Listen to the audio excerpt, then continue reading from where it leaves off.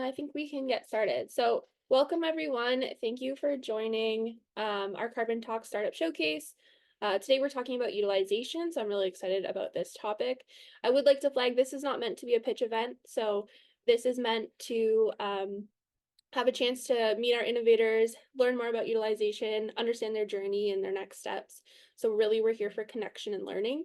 If you are interested in connecting with the innovators after the fact, we are happy to facilitate those connections as well. So let's walk through our agenda briefly. I will be providing a quick introduction with a little bit about Foresight and setting the stage for today. I will pass it off to our keynote speaker today, who is Frederick Cleric. He's from the Carbon to Value Initiative.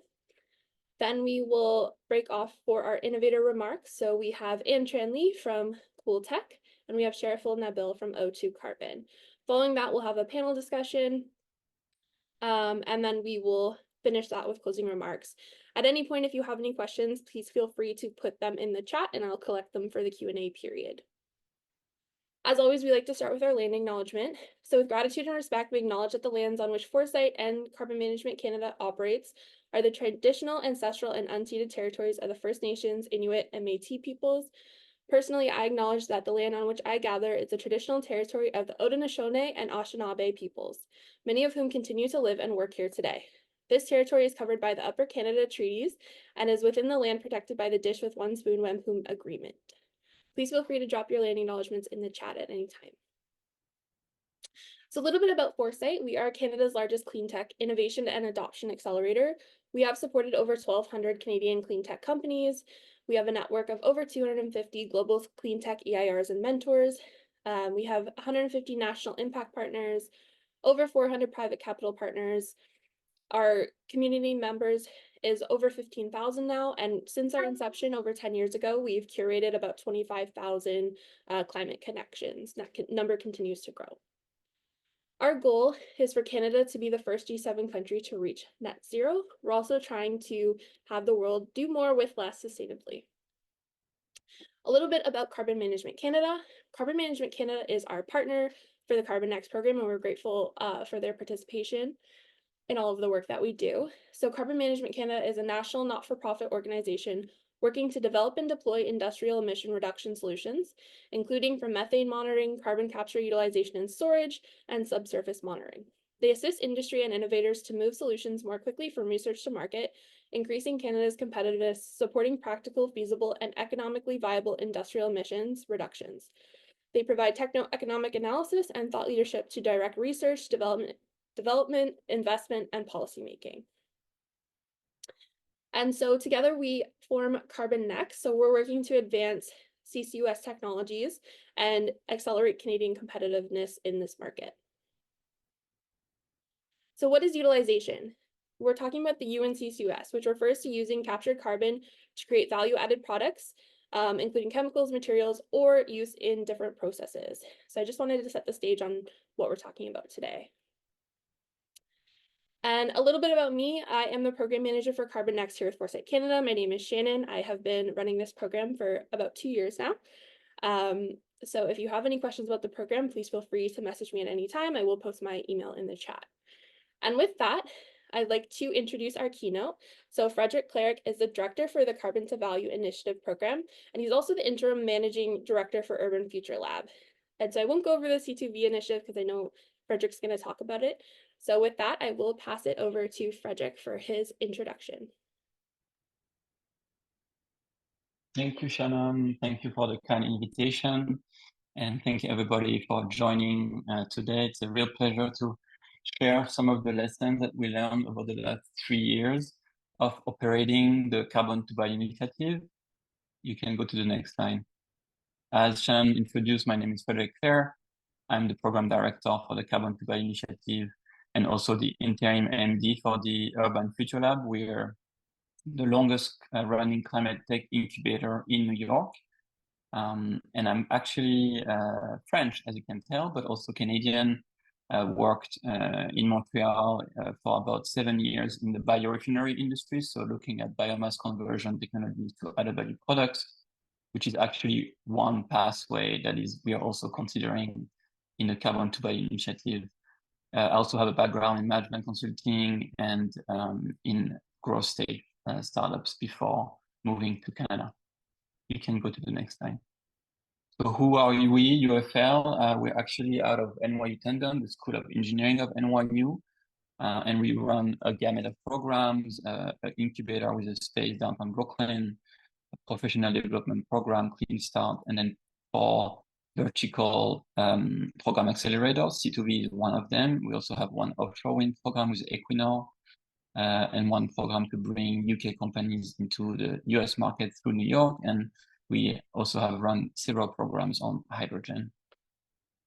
You can go to the next slide. So the UFL impact helped 170 companies that raised 2.5 billion, 88% survival rate, and some other metrics you can take a look at, but I won't bore you too much with a lot of numbers. But we are very proud to be one of the oldest climate tech incubator in New York. So what about C2V? This is kind of our topic today.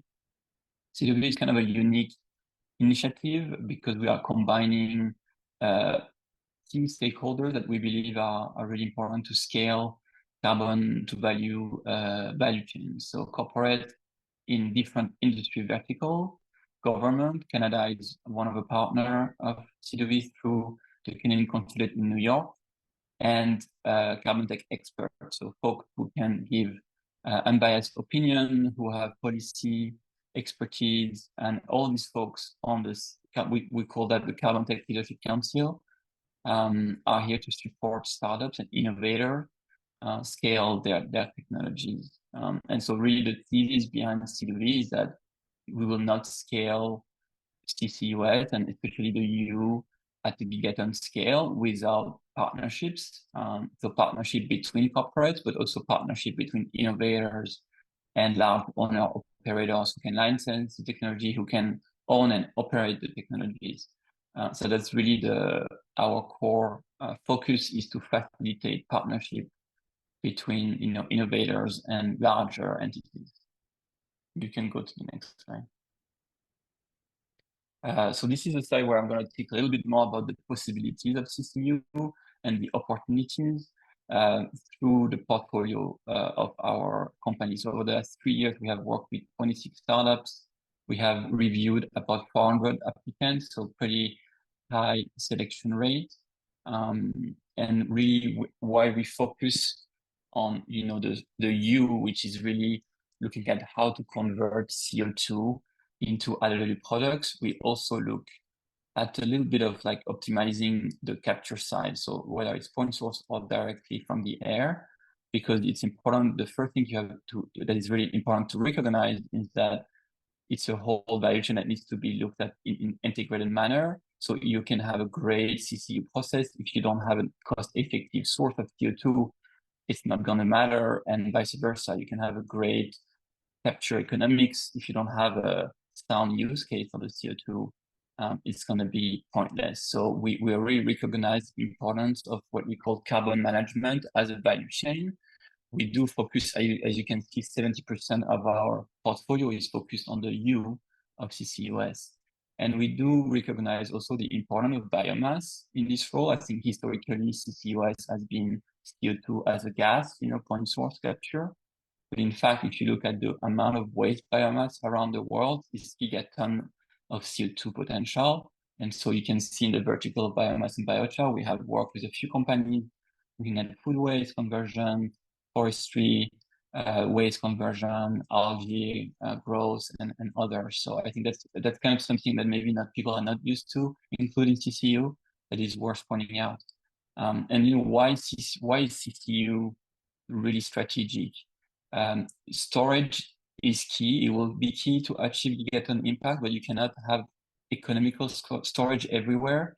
There's a lot of locations where you have a ton of emissions, and you don't have storage opportunities. So we will rely on CCU options. So it's really, to me, it's a teamwork, right, between the S and the U of CCUS. They're not competing; they're working together.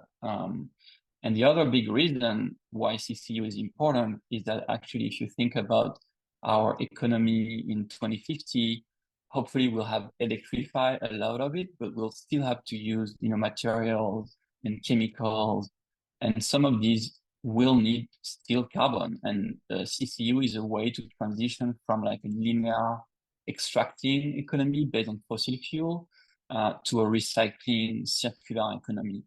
And so I think that's a really an important point that people tend to forget, policymakers especially, that CCU is a foundation for recycling carbon and circular economy. I think one thing also that I may mention here is that obviously you have a lot of diversity of application. There's a very interesting study made by Carbon 180. I would recommend to check it out on carbon180.org.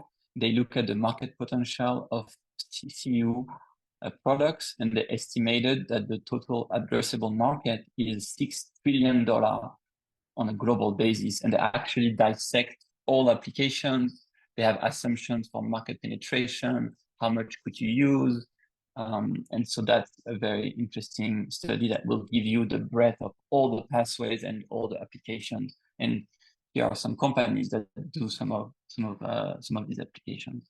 The other big opportunity in CCU is policy. We are, based in the US. I know Canada has pretty strong policy on CCUS. In the US, obviously, we passed the bipartisan infrastructure bill that has over $10 billion for CapEx support for carbon management.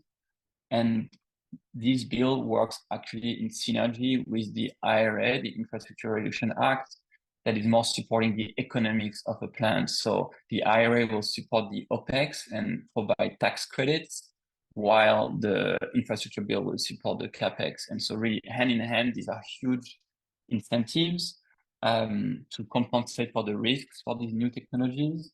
And we're seeing a lot of pipeline of new projects, and we have some example actually, if we go on the next slide, of concrete project and investment that happens through C2V.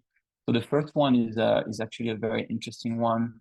Carbon Free, who is a carbon mineralization company based in Texas, through a partnership with Fluor, who is a large EPC, with C2V. They now have a partnership with US Steel manufacturer in the US to build a $150 million first commercial plant that will capture and mineralize 50,000 tons per year of CO2. Mineralization is very interesting. It's maybe also not something that is always on the radar of people thinking about carbon utilization, because you react CO2 with a mineral, and the beauty is that you make a product, and because the CO2 is mineralized, has reacted, it's basically sequestered too. So it's actually a full CCUS solution all in one package. And it's not very sensitive to contaminants, so it's not like catalyst conversion. You can use pretty dirty streams of CO2, so point force capture for cement is a great use case, for waste to energy, the great use case. So mineralization, I think, is one process that we will see a lot of uptake in the future. The second example here is an investment. Air company, I will talk a little bit more about them later, but their thermochemical conversion of CO2 to ethanol, methanol, and paraffins. And through C2V, they met their lead investor, who did a 30 million Series A in 2022. And the last one is actually a Canadian company that probably everybody knows. I don't know if I need to talk about carbon upcycling, but they did raise a Series A. CRH, who was a CLT member in 2023, participated in the round, and then now carbon upcycling is looking at installing their technology at a plant in Mississauga. So these are examples of projects, and I think we can go to the next slide. Because in the rest of the time I have, I wanted to talk a little bit about the challenges, because of course, so far it's been pretty rosy picture, but as you know, these are all very challenging technologies to scale. They are usually first of a kind, science-based, engineered heavy, capital intensive. So you combine kind of all the risks that you can think of into one technology, and so let's not be naive, and let's recognize what are the hurdles there that we need to overcome. And this is our sort of running list of, I would say, our key hurdles that we have identified. I want to actually zoom in because we don't have a ton of time, but I wanted to zoom in on 3 of them. The tech roadmap, the commercial strategy, and the carbon accounting. So the number 2, number 3, number 6. And actually, I'm gonna start with carbon accounting. For CCU, it can be pretty tricky because your carbon impact depends on the source of CO2.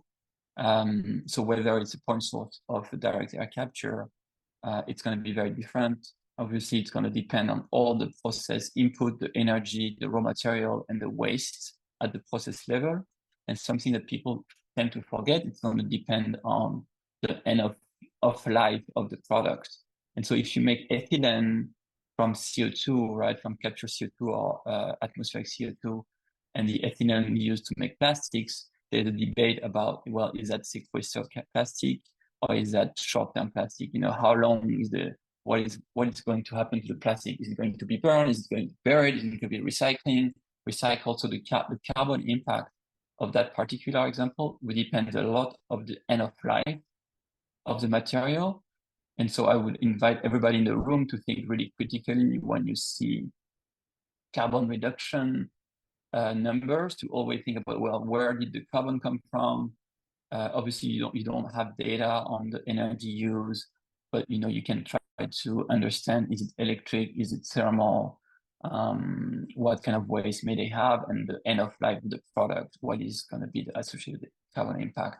And for innovators, we see a lot of innovators that say we are carbon negative, but actually they mean that they are reducing emissions. So from a baseline of 100, that if 100 is the emissions using fossil fuel, they are 30, they're reducing by 70%, and they say it's carbon negative. And in fact, carbon negative needs to be only used when you're removing CO2 from the atmosphere, and then you're storing the CO2 for hundreds, if not thousands of years. And so that's a mistake that we've seen over and over. I think it's really important that we keep carbon removal for removing CO2 from the atmosphere, and you still have a lot of benefit from reducing CO2 at point source, even through fuels that are short-lived products, right? You recycle the CO2 and remit the fuel, but you avoid the production of a fuel from fossil fuel. So there's still a lot of benefits to make fuels from CO2, climate benefits, even if you're not removing CO2 for the long term. So I think that's something that I wanted to share a little bit about carbon accounting. There's a lot of gray areas. Oops, sorry, my screen just disappeared, but I'm still here. It looks like I am. So that's on carbon accounting. The other one I want to talk about is number 6, and then I have a slide for number 2. But on number 6, commercial strategy, I think that's also sort of something that is often underlooked, right? A lot of folks in the business, especially innovators, are technical. They are engineers, scientists. I am a chemical engineer. We tend to fall in love with the technology and forget about the commercial strategy, whereas actually the technology should serve the business plan. And so we see a lot of companies that target commodity products as their first products, whereas this is the hardest market to enter. Yes, if you make ethanol or if you make, a fuel, there's a large market, so you might sell it, but you're going to compete with incumbents who have economics of massive scale and will be very hard to enter. And we've seen that through, ethanol second generation. And so I would invite people like to really look at added value products, even if it's niche market. See very small, high added value in the beginning, at pilot scale, at demonstration scale, that can support the economics. Investors really like early revenue, even if they are small, because it shows market traction. And so that's really something that is very important.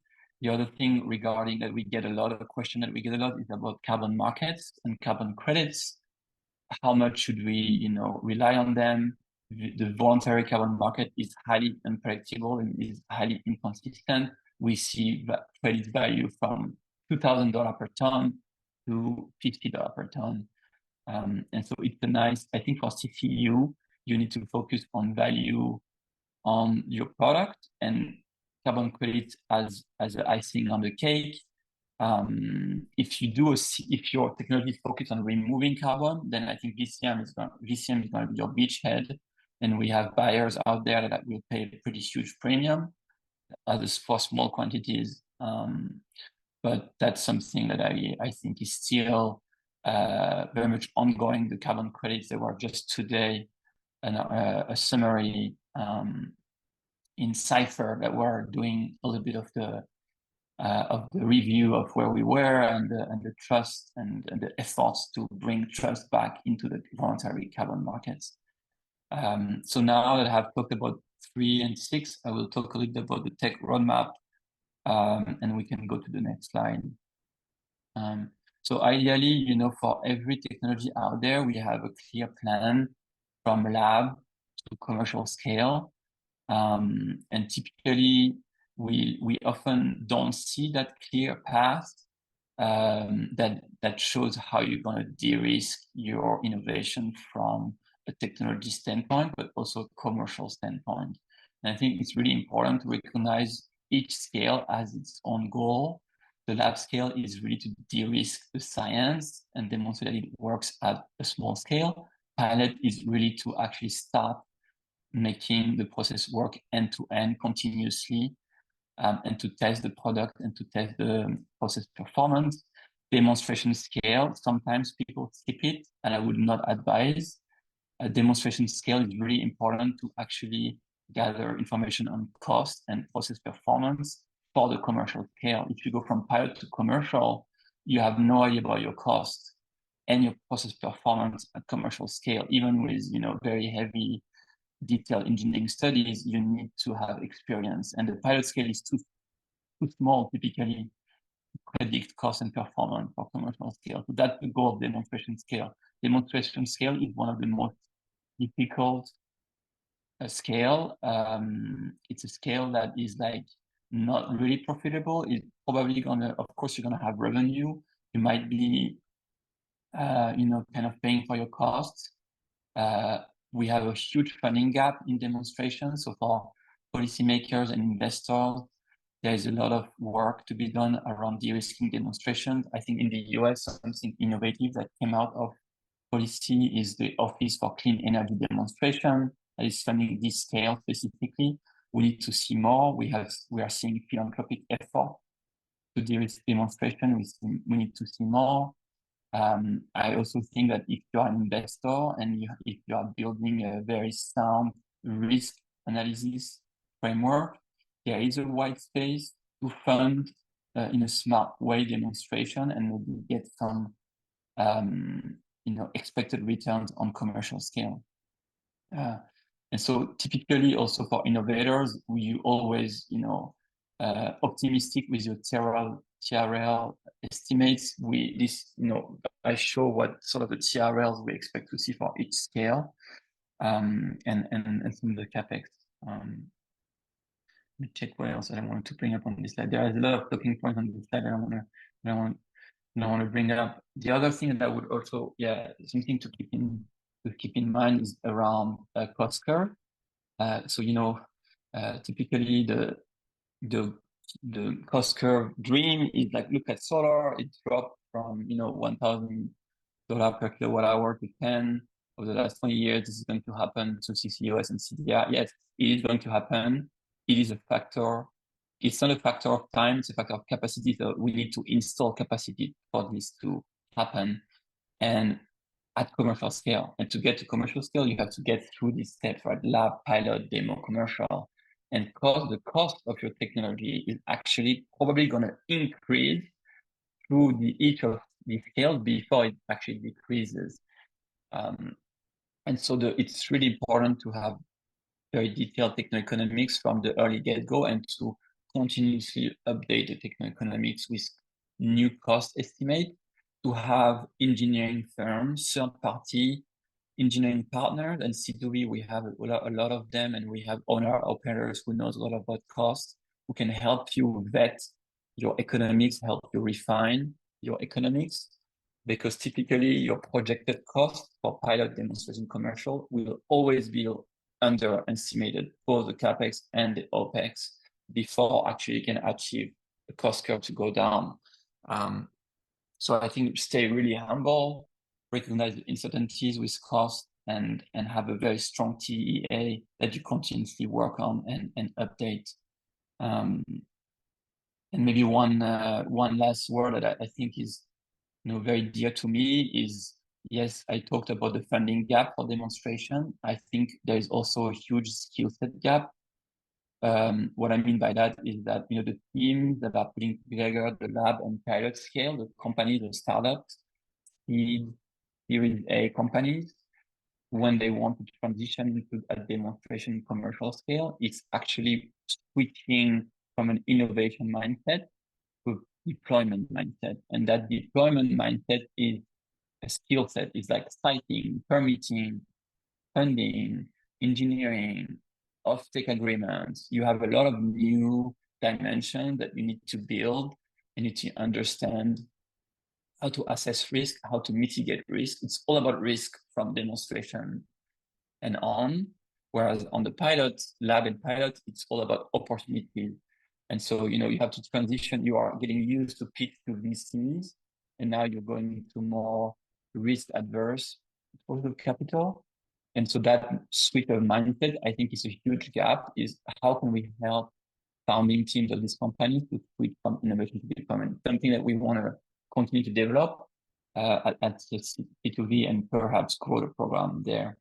So if you go to the next slide, one last thing that I would leave with the audience is that our year 4 call for application is open. So any CCUS or CCU carbon tech process that is a TRL 4 to 7, and it's global, open to anyone in the world. We are open until June 21st application. So you get a chance to connect with all the corporates and all the partners that I mentioned above that can help you de-risk and scale your process. And if you are a corporate or government in the room that is interested to participate on the Carbon Tech Leadership Council, I'm also happy to be a point of contact. Shannon has my detail. I should put my email there.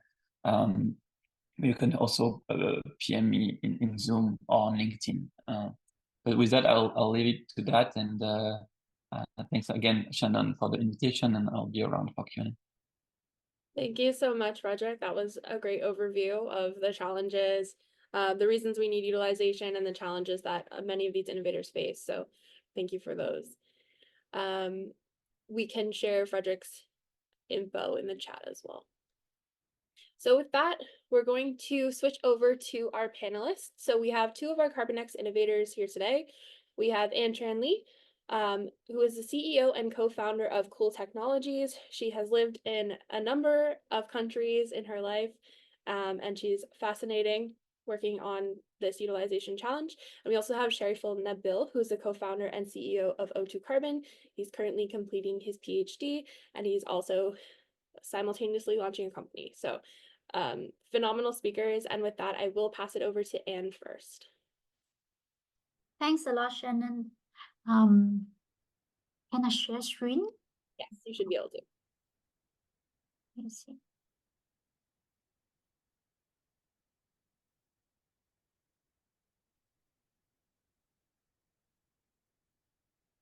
Let's see.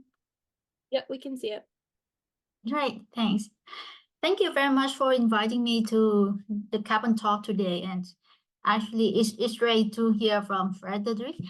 Cooltech intended to apply for C2V, but now we think that we will delay for the next cohort to be proper prepared. But I'm so glad to hear your talk today, and I feel like I missed a lot of stuff about the challenge of a startup in the CCU that you just mentioned, and I just found that, wow, those are on the correct and very valid point. Yeah, so my name is An-Tran Lee. I'm the CEO and co-founder of Cooltech. And today, I will share about the journey of our startup.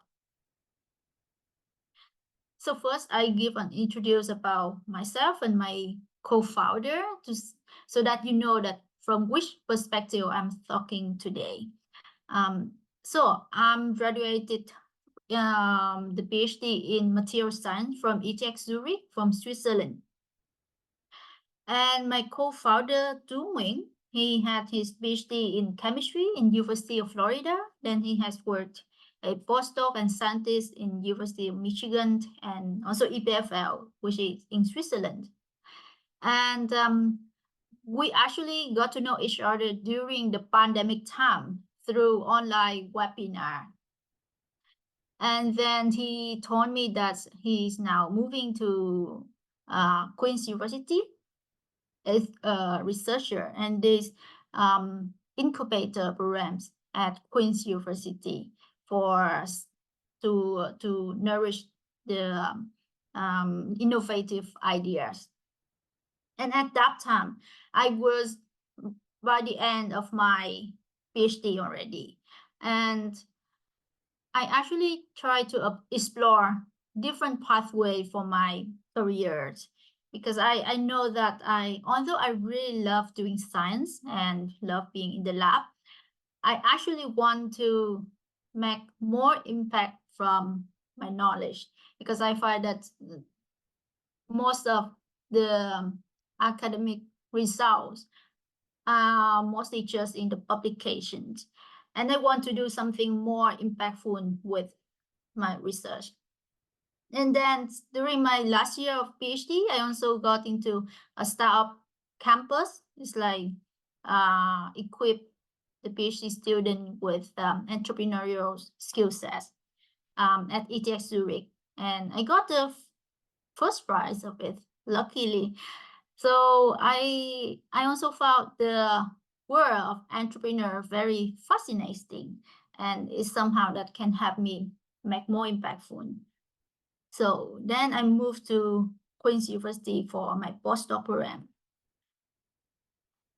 And at Queen's University is also the place that I collaborated with Tu, and together we founded Kuntech, which is a clean tech company. Obviously, we focus on the carbon utilization technology, and it's based in Kingston, Ontario. And we luckily got an office right at Queen's University, and it's also we have current lab space there. So why the idea of Kuntech is born? So first, I'm from Vietnam, the Mekong Delta region of Vietnam. And if you don't know where is it, it's okay. The only information I want to transfer is that, is it the place that will be under the seawater in the next 50 to 100 years due to the climate change? That means that only 1 or 2 generations after me, my children may not have the chance to go back to see where I grew up. And that's very sad. But climate change will not only affect my life, but will also affect a lot of businesses.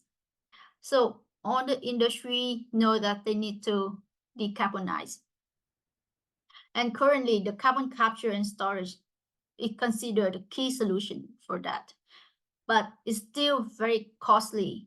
So you have to spend a lot of money to build a facility to capture CO2, compress, then release the CO2 again, and transport and find a proper land to pump it deep underground or deep under the seabed.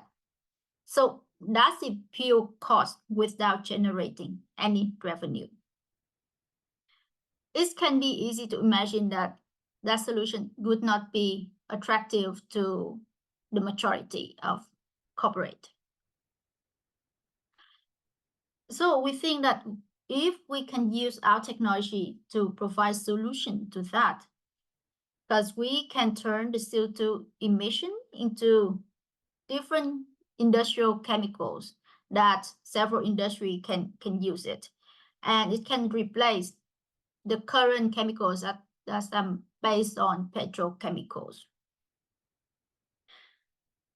And that's how we actually, it's come from the lab at Queen's University. So we also working on that.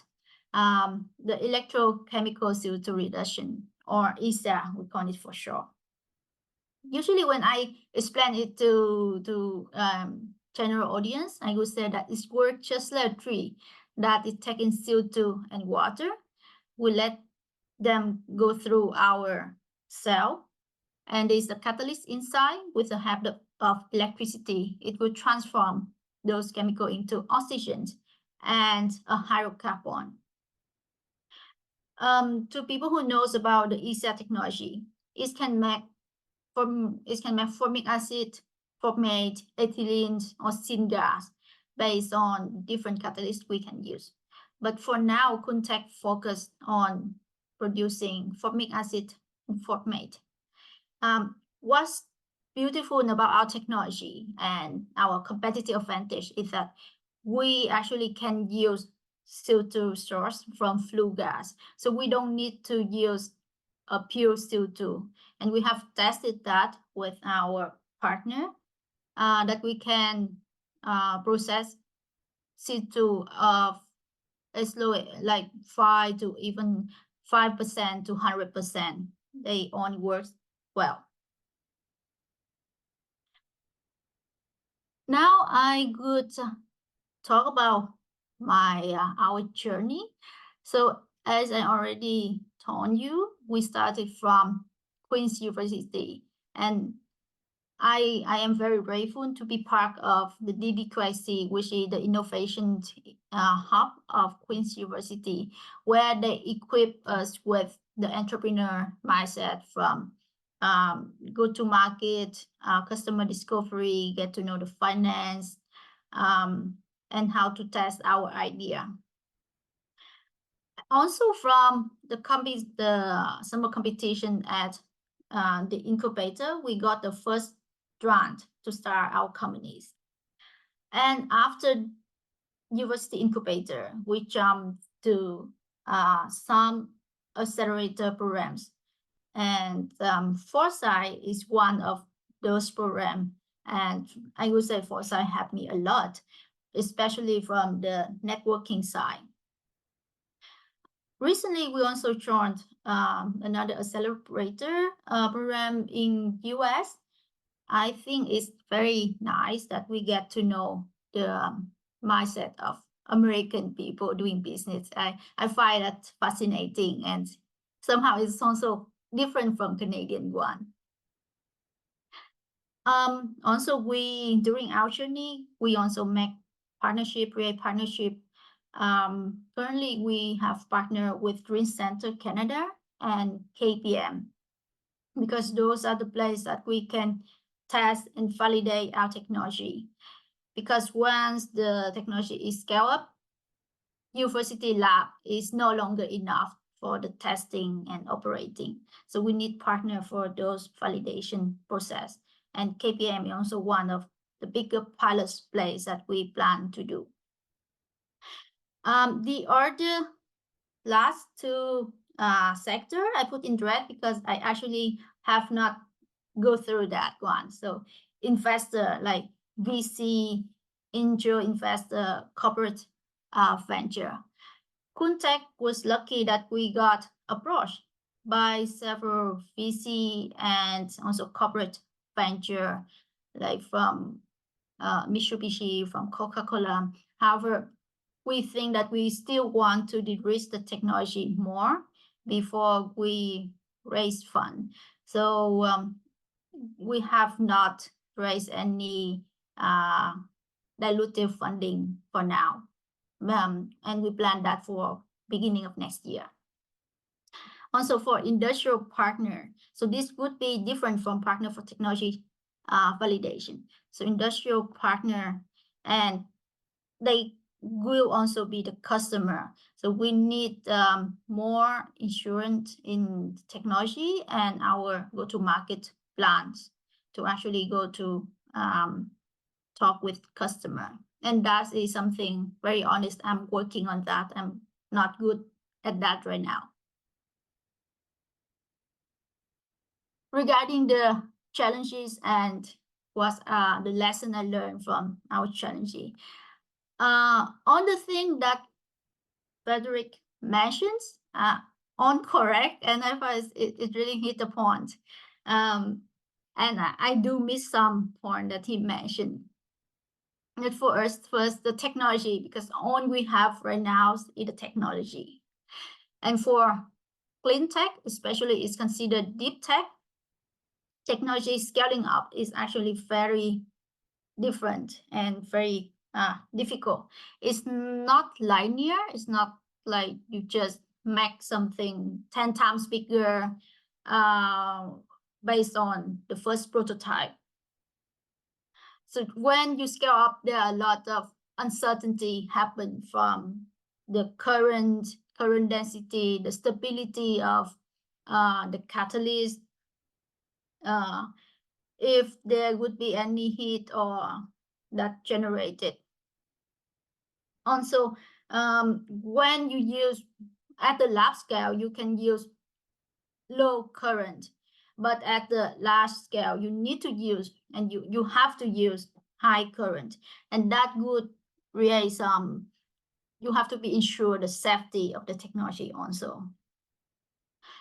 Besides that, to scale up the technology for industry, the cost need to be very efficient.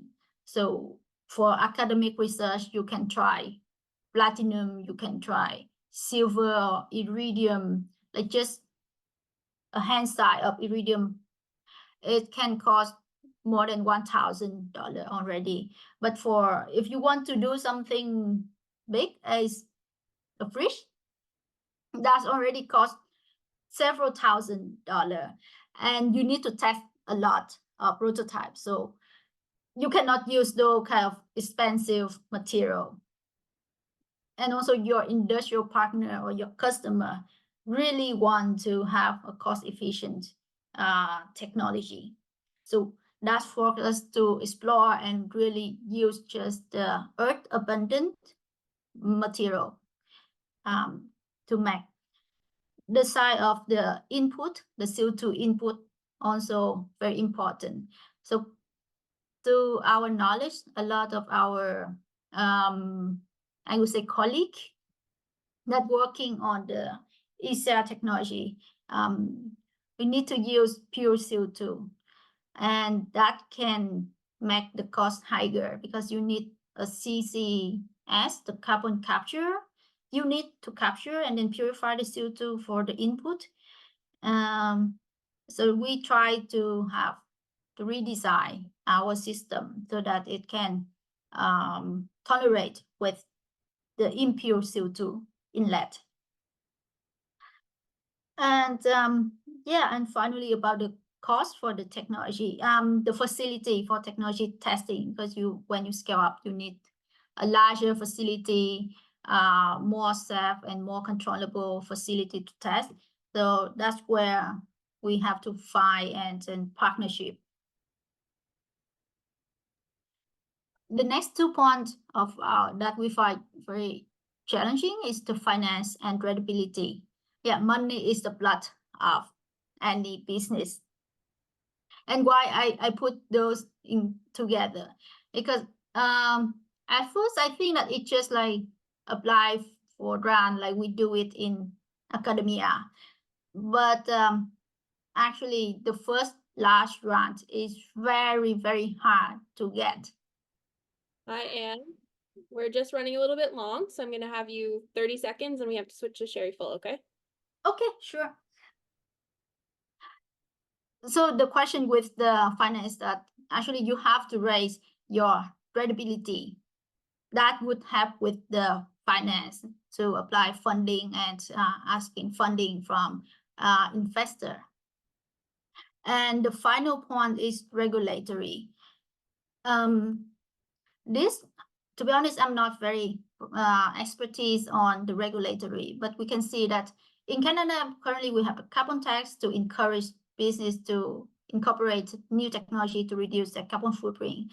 But the regulatory can change over the year, and that's quite unpredictable.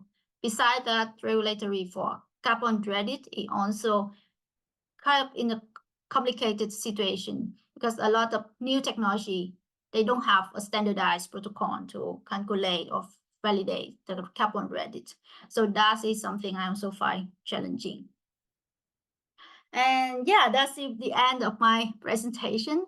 Actually, the last point I want to say that about the challenges of doing a start in CCU is also the time, because your technology development, your sales cycle, it would be counted in years. You need so 2 years, 3 years, 5 years, even more. So consider your journey as a marathon, because if you can keep it as marathons, it's even better. Thanks. Thanks, Anne.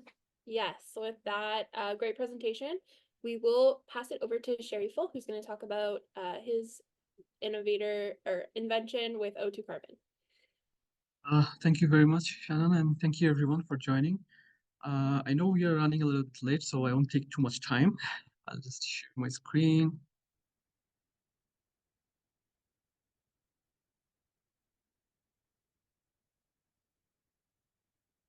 Can you see my screen? Yes, looks great. All right. Again, welcome everyone. My name is Sheriful Kibrianabil. I'm the CEO and co-founder of O2 Carbon. So this company came into existence last year based on the research that we did during my master's program at University of Calgary with my master's supervisor. So definitely, I'm not gonna hype on the fact that why do we need utilization, because Frederick and Anne already talked about that one. But my 2 cents about the utilization is that you are already doing carbon capture. So why don't you just do the utilization so that you can make another additional revenue stream? And also, if you do not do utilization, or let's say produce some chemicals or fuels from carbon dioxide, eventually you are gonna produce those products from other sources. And that's not how you're gonna end up in a carbon neutral cycle, right? Anyways, so our vision at O2 Carbon is to utilize this carbon dioxide and make it as an asset rather than a liability. And how are we gonna do that one? So as Frederick was mentioning as well, if we really think about or look at the numbers published by International Energy Agency, by 2030, 435 million ton of CO2 will be captured and ready for utilize, either stored or utilization, whatever you need. However, the circa target is 1 gigaton reduction per year by 2050. So you can see that we are a lot far away from that target. So why is that? Because the CO2 problem, it has 2 tails, right? You need to capture it first, and then you can utilize it or kind of like put it underground for sequestration. So these 2 problems really make it difficult because carbon capture is also expensive. So at O2 Carbon, what we are trying to commercialize is what if you do not need any carbon capture? As Anne was also mentioning, what about the fact that you can utilize flue gas directly, let's say 0 to 5% or 1 to 5%, and you can avoid the cost of this carbon capture, compression, and transportation and injection whenever it's necessary. So that's what we are trying to do. I'll talk about that a little bit more. And our product streams has 2 steps or 2 streams. The one is ethylene, which is the building block for plastic. And one is the ethanol, which you need for your gasoline blending as a mandatory section in Canada, and also sustainable aviation fuel. So I just wanted to mention a little bit about our journey so far. So our proof of concept was established in 2022, and the technical team was established in 2020, quarter 3 of 2022. The real breakthrough really came in 2023, January, when we incorporated our company after the Innovation Catalyst Grant Fellowship offered by Government of Alberta. And after that, we have taken part in a lot of accelerators, a lot of other business development programs and everything. And I just want to mention the summary is that so far we have completed 50 plus customer discovery, which has resulted in 3 strategic partners and 5 letter of support for us. And a little bit about the team. The team is heavily relied on technology experts because we are still trying to coming out of the R&D and trying to make sure that our technical parameters are well overhead before going to the commercial sectors. And so as I was mentioning about the product, so our product has 2 streams. One is the ethylene and one is the ethanol. So we were thinking to solve the CO2 problems from the root. So let's say if you are converting CO2 to some products like ethylene, but if you just think about the ethylene, which has 300 million ton of annual production, and this represents 1% of global emission. So how about for the sake of climate neutrality, we utilize that CO2 to produce more ethylene. The same thing goes for the ethanol, which is trying to become a new naphtha for the whole global bioethanol industries. And if you just look at these numbers, that by 2030, 33% of the global ethanol productions will be utilized for sustainable aviation fuel and clean fuel standard. However, we know there is a myth that bioethanol industry is green. Actually, this is not true. The fact that bioethanol industry is green because whenever you have some CO2 emissions from the fermentations or from the agricultural feedstock, which is the feedstock for bioethanol, you do not have to pay carbon tax. That's why people think that bioethanol industries are green. Actually, they're not. They also emit a lot of carbon dioxide.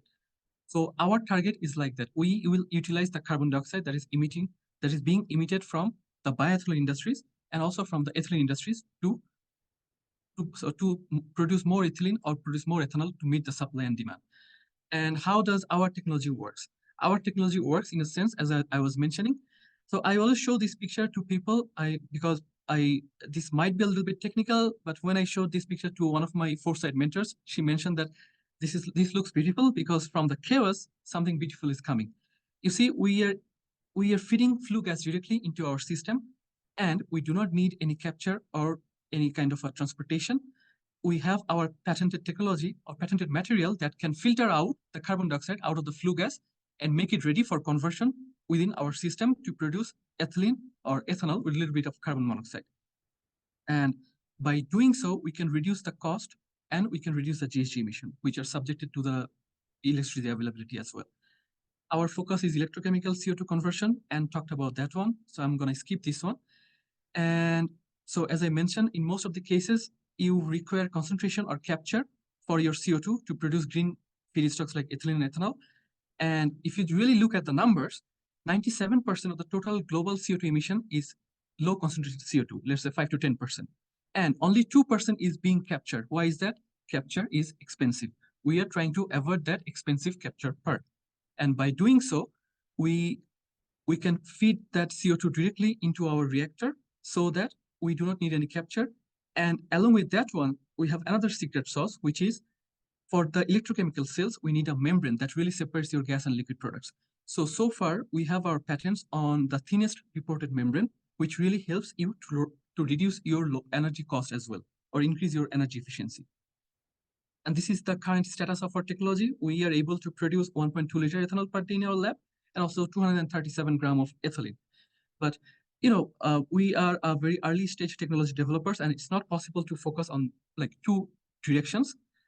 For the time being, and for the low-hanging fruit, we are considering the quick path to market is the bioethanol industry, and based on our customer discovery as well. So what we are proposing, you have your existing bioethanol industry. You give your CO2 to us, we produce more ethanol for you. Based on our initial calculations and mass balance for the economics, we can produce 25% more ethanol from the existing bioethanol industry. You don't need any more capex, you don't need any more of the intensive capital expenditure. And so these are the numbers. Definitely we can improve the energy efficiency, cost, and GHG. We can talk about those later. So this is a little bit on the market size of the bioethanol. What I want to mention here is that if you just really look at the left-hand side figure, 24%, Canada 24%. This means that 24% of the total production from the USA is being imported in Canada for bioethanol, which means Canada is a net importer. All we are trying to do is to help increasing the production capacity of bioethanol in Canada.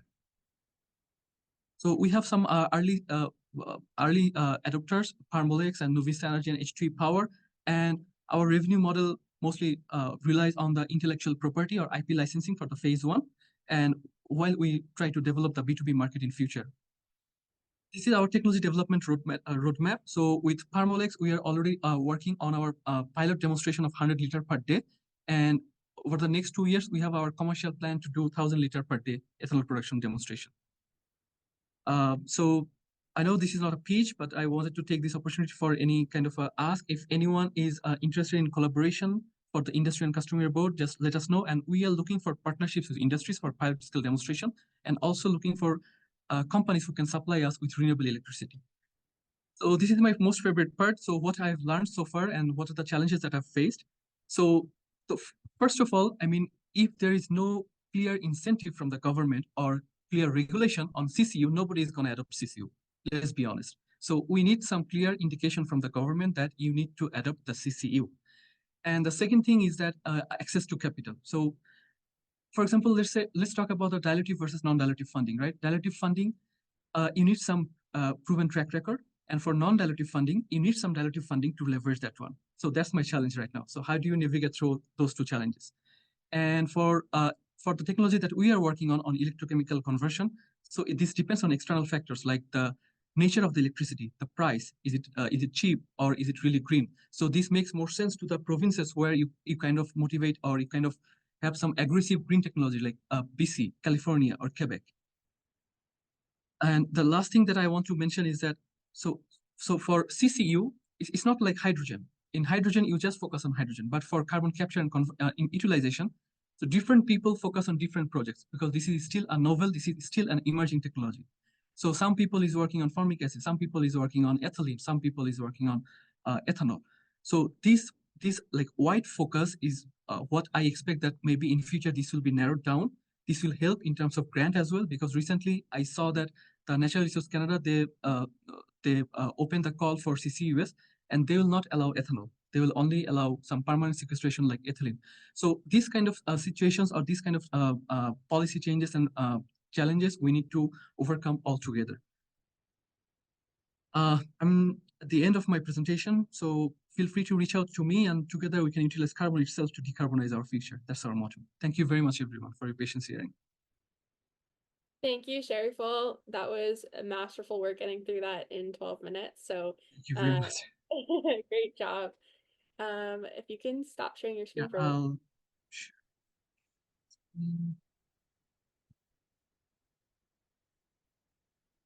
Perfect. So with that, thank you all for attending today. As I mentioned in the chat, we don't have a chance to get to our Q&A session today, but if you do have any questions, please feel free to message myself or any of the other presenters, and we'll be happy to discuss further with you. We will be sharing the PowerPoint presentation as well as the contact information for all of the speakers post-event. So thank you all for attending today. Thank you, everyone.